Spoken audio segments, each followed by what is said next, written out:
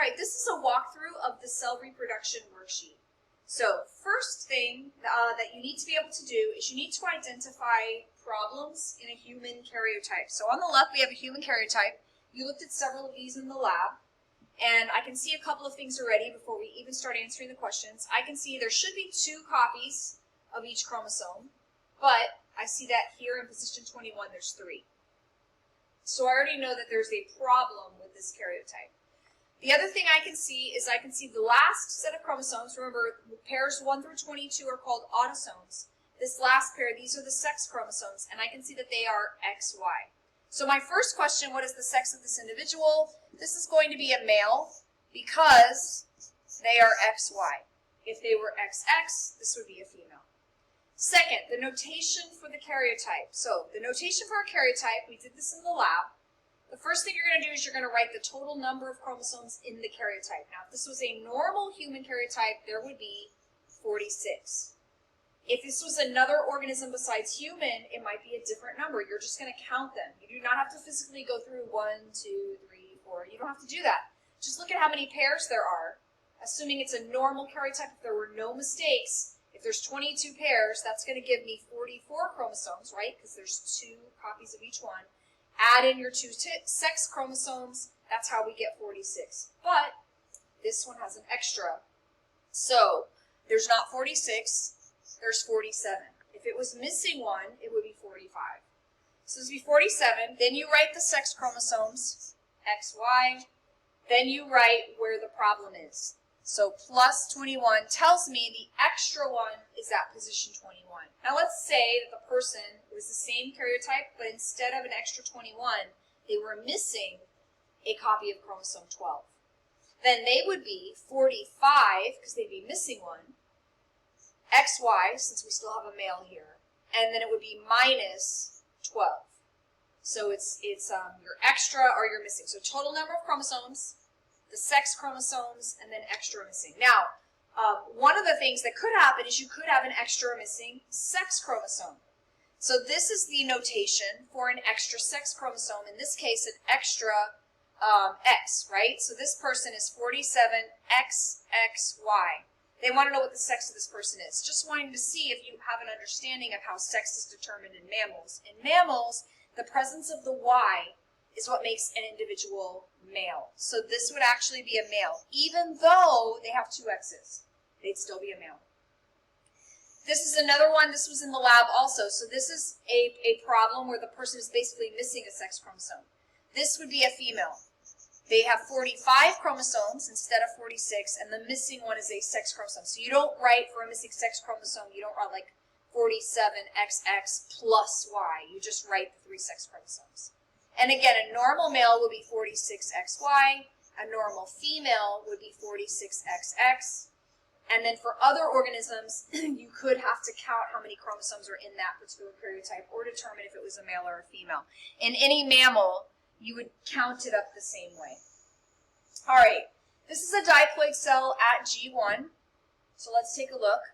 So the diploid number of the cell is 4, because there are literally 4 chromosomes in this cell. How do I know it's diploid? This is a matching pair. This is another matching pair. So how many homologous pairs are there? 2.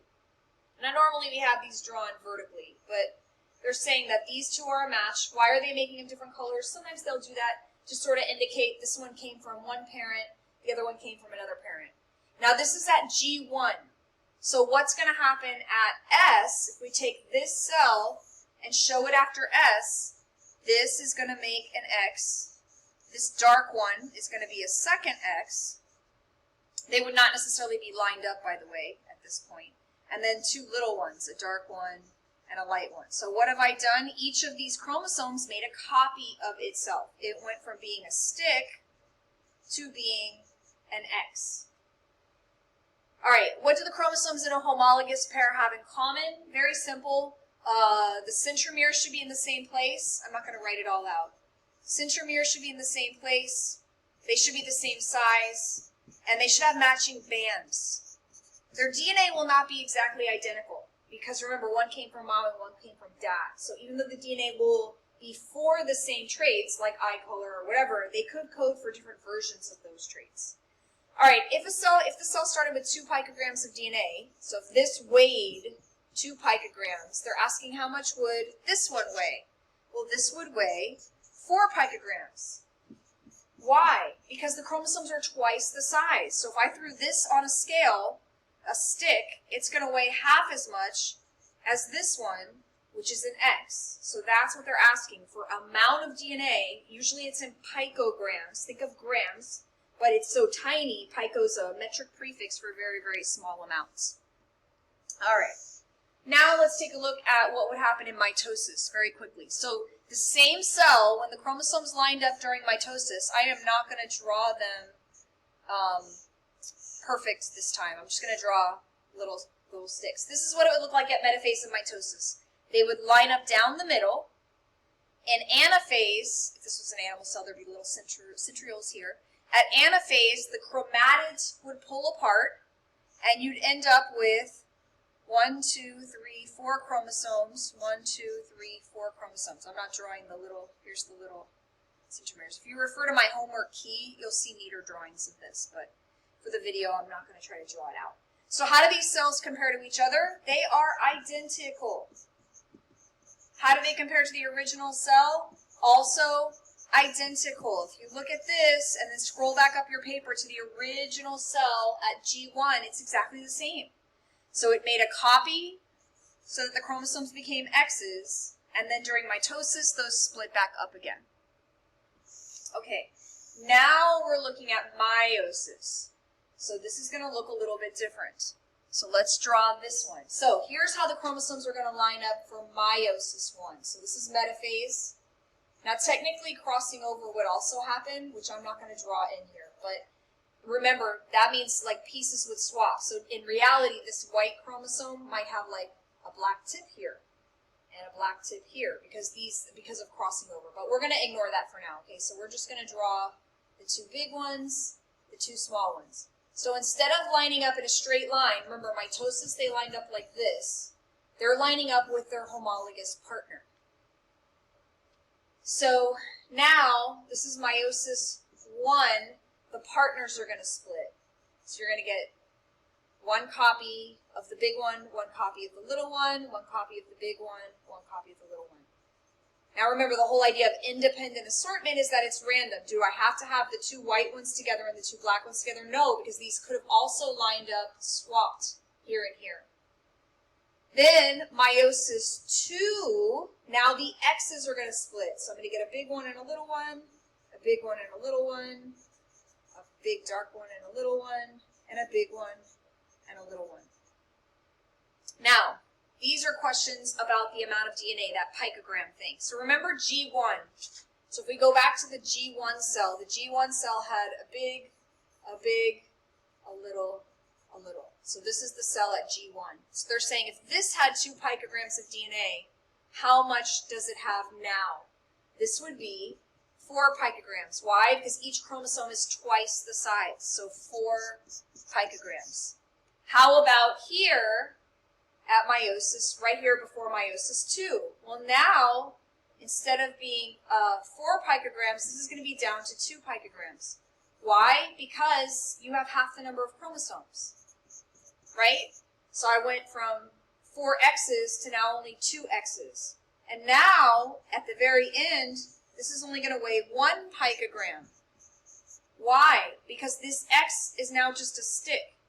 So this is why in the notes it said that if you started at prophase, like at the very beginning, this is going to get cut in half and then get cut in half again. So you're going to end up with like 1/4 the amount of DNA here that you had here at the very beginning of the of meiosis.